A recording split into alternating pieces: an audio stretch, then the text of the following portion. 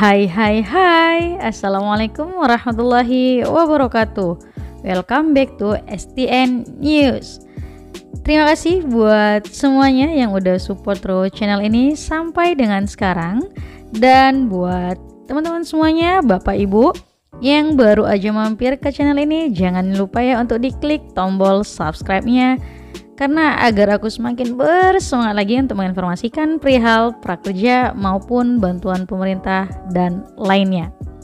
Baik, buat semuanya yang mau bergabung di grup Telegramnya, kalian bisa klik link yang aku letakin di deskripsi, atau kalau mau ada yang ditanya-tanya bisa juga untuk DM dan follow di Instagram aku @noviantias. Nah, udah lama banget nih kita nggak membahas perihal kartu prakerja, yang dimana teman-teman tahu sendiri nih bahwasanya besok tanggal 5 Januari, karena ini aku mengambil videonya di tanggal 4 Januari. Nah, jadi yang kemarin insentifnya yang mungkin yang di Desember masih belum cair, ya siap-siap nih, insentifnya bakalan cair yang akan dilakukan pada 5 Januari 2021. Nah, selain membahas perihal prakerja sendiri ataupun insentif dari prakerja, aku mau menginformasikan nih bahwasanya prakerja akan tetap dibuka di tahun 2021. Mungkin dari teman-teman semuanya, Bapak Ibu juga sudah mengetahuinya. Nah, jadi buat saat ini memang untuk pendaftarannya masih belum dibuka, karena memang untuk di webnya sendiri itu masih di lock ataupun masih dikunci. Jadi buat yang kemarin sudah daftar, ketika nanti gelombang buka, jadi kita tinggal biasa seperti gabung aja. Nanti update-annya ditunggu terus ya di channel ini. Nah, sedikit informasi perihal kartu prakerja sendiri, di mana sendiri untuk insentif untuk bulan Desember 2020 akan disalurkan di tanggal 5 Januari, dan mohon untuk ditunggu ya, karena kan bertahap. Jadi mungkin banyak dari Bapak Ibu ataupun teman-teman semuanya yang dimana itu mungkin di jadwal insentifnya tanggal 5 Januari, namun ketika nanti di tanggal 5 Januari masih belum juga masuk gitu kan, ditunggu aja biasa. Apalagi buat Bapak Ibu yang mungkin udah ngelewatin insentif yang kedua, ketiga, dan seterusnya. Mungkin ini ada beberapa dari gelombang 11 kemarin yang mungkin baru menyelesaikan pelatihan dan keluar jadwalnya itu di bawah tanggal 15 Desember. Jadi dialihkan ke 5 Januari mungkin. Jadi masih baru menyelesaikan untuk insentif yang pertama. Nah, pokoknya jangan khawatir kalau misalkan nanti agak-agak lewat sedikit, ditungguin aja. Nah, perihal juga untuk e-wallet yang bermasalah, karena banyak sekali yang saya lihat e-walletnya itu bermasalah karena nomornya yang tidak aktif lagi. Karena kalau sudah tidak aktif, ketika kita sudah tidak sengaja terlogout dari aplikasinya, maka dia akan meminta kode OTP. Nah, kalau untuk nomor yang sudah tidak aktif, maka kode OTP tidak akan masuk. Jadi diingatkan kembali nih buat kita nanti yang akan ikut prakerja gelombang 1 ataupun di gelombang 12, pastikan pada saat pendaftaran nanti nomor HP itu aktif minimal 6 bulan.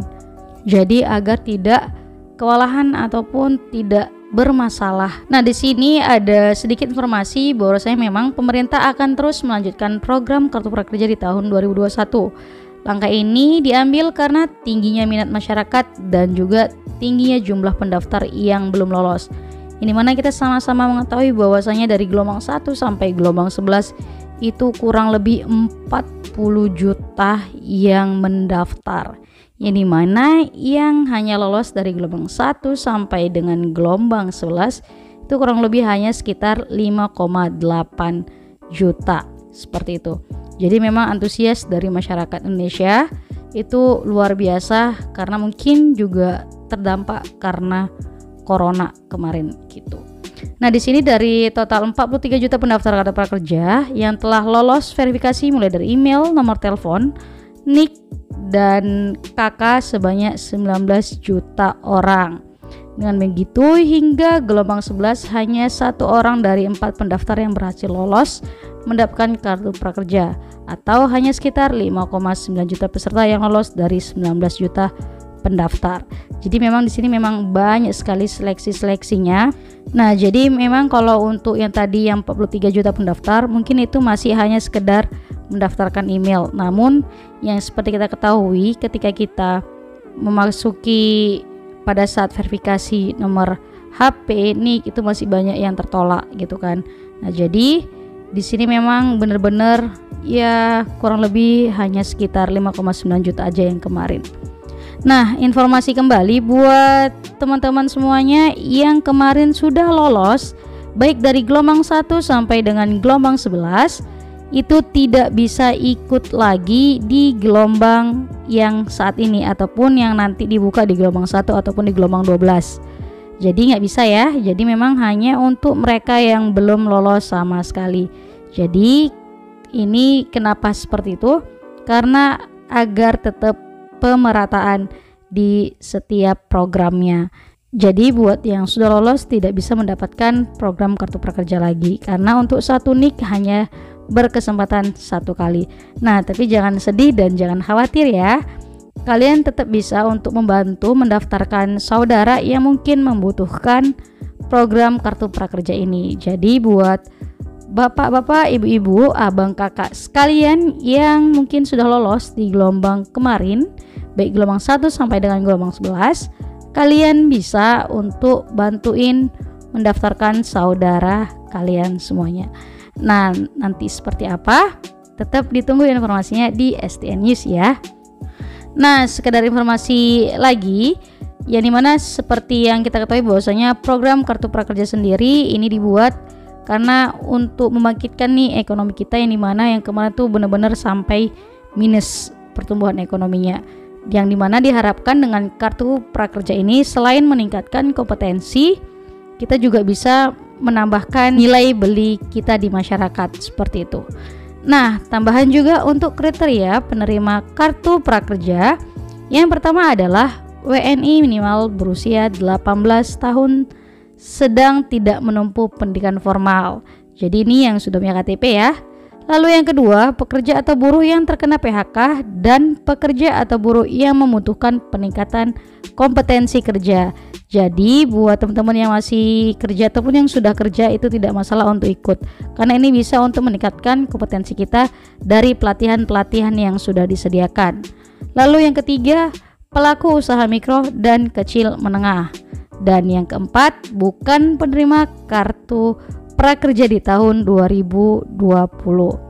Dan yang kelima, bukan pejabat negara, pimpinan dan anggota Dewan Perwakilan Rakyat Daerah atau DPRD. Dan yang keenam, bukan aparatur sipil negara atau ASN, prajurit TNI, anggota Polri, kepala desa dan perangkat desa.